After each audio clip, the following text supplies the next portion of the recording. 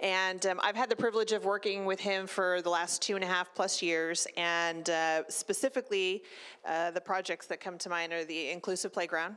He was part of the commission that made decisions based on the first inclusive playground in the community, and also our new Orangewood soccer complex. And before that, Steve's been involved in many projects and many social programs, and has been the leader. He was the past chair of the commission, and I've really enjoyed our time together, and I know that you've made an impact for the community. And I believe your first year you started was 2011, took a little hiatus, came back 2012, so been serving for quite some time, and we really appreciate all of your effort, so thank you. Yeah, and on behalf of the city of West Covina, we have a resolution on your behalf that cites some of your good deeds here. And you know, the first time I met Steve, I think, was at a Pinewood Derby. Is that right? All right? Yeah, I think our kids were doing a Pinewood Derby together. The second time I met him, he made a point of saying he didn't vote for me.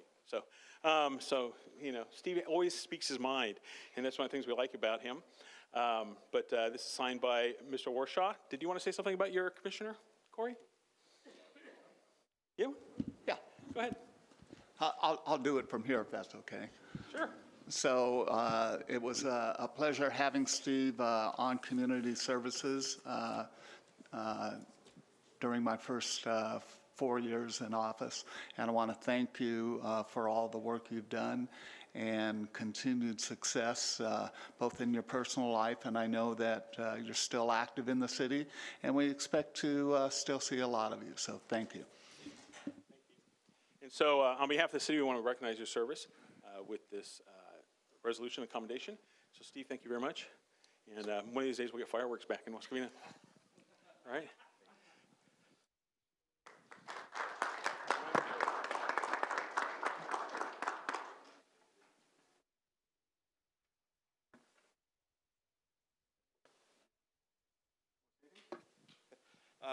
Real quick.